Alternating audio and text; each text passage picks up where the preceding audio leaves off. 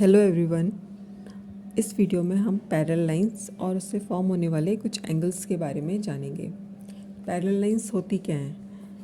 ऐसी लाइंस जिसके बीच का डिस्टेंस सेम रहता है उन्हें हम पैरेलल लाइंस कहते हैं। जैसे मैंने ये दो लाइंस ड्रॉ की हुई हैं, इनका बीच का डिस्टेंस सेम है। इनको कितना भी आगे एक्सटेंड कर लें तो ये आगे जाकर मीट नहीं होंगी, इंटरसेक्ट नहीं होंगी। तो ऐसी लाइंस जिनके बीच का डिस्टेंस सेम होता है और आगे जाने पर वो इंटरसेक्ट नहीं करती हैं, ऐसी लाइंस को हम पैरेलल लाइंस बोलते हैं। इसके बाद ये जो लाइन इसको इंटरसेक्ट करती हुई जा रही है, इसे हम ट्रांसवर्सल कहते हैं। जब ट्रांसवर्सल इसे इंटरसेक्ट करता है तो इससे कुछ एंगल्स फॉर्म होते हैं। अब इनको ये जैसे कि 1 2 3 4 5 6 7 8 एंगल्स इससे फॉर्म हो रहे हैं। इनमें से कुछ करस्पॉन्डिंग एंगल्स होते हैं, ऑल्टरनेट एंगल्स होते हैं, को इंटीरियर एंगल्स होते हैं। करस्पॉन्डिंग एंगल्स क्या होते हैं? करस्पॉन्डिंग एंगल्स जैसे कि ये 1 और 5, अगर हम इन दोनों एंगल्स का पेयर देखें तो इन्हें हम करस्पॉन्डिंग एंगल्स कहते हैं। इस तरह से इसके 4 पेयर्स बनते हैं, जैसे 1 5 4 8 2 6 और 3 7। ये जो 4 पेयर्स बन रहे हैं ये हमारे करस्पॉन्डिंग एंगल्स हैं। इन्हें हम लिख लेते हैं, जैसे कि एंगल 1 और एंगल 5, ये करस्पॉन्डिंग एंगल का पेयर है। उसके बाद एंगल 4, एंगल 8, ये एक पेयर करस्पॉन्डिंग एंगल का पेयर है।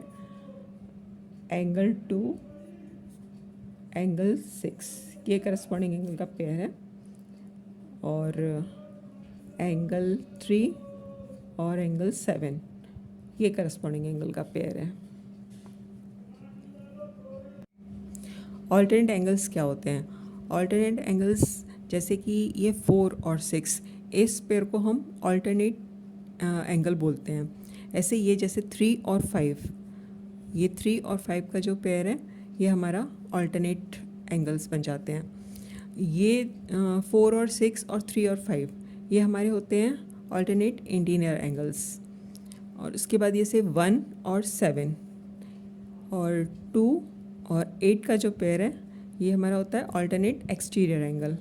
अब इनके पेयर्स हम लिख लेते हैं, ये जैसे कि 4 और 6, ये एक पेयर हुआ।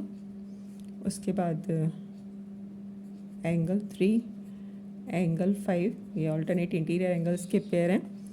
उसके बाद एंगल 1 और एंगल 7, ये ऑल्टरनेट एक्सटीरियर एंगल्स के पेयर हैं। और एंगल 2 और एंगल 8, ये 4 पेयर हमारे ऑल्टरनेट एक्सटीरियर एंगल, इंटीरियर और एक्सटीरियर एंगल्स हैं।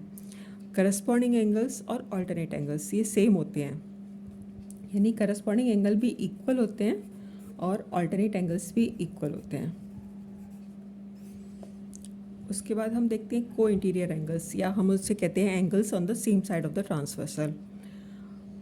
जैसे कि ये ट्रांसवर्सल है तो इसके सेम साइड पे जो ये पेयर बन रहा है एंगल 4 और एंगल 5, इसका सम हमेशा 180 डिग्री होता है। एंगल 4 प्लस एंगल 5, इसका अगर हम सम करें तो 180 डिग्री आएगा। इसी तरह से ये दूसरी साइड जैसे एंगल 3 प्लस एंगल 6, इसका अगर हम सम करते हैं तो ये भी 180 डिग्री आएगा। यानी कि angles on the same side of the transversal are supplementary, उनका सम हमेशा 180 डिग्री रहता है।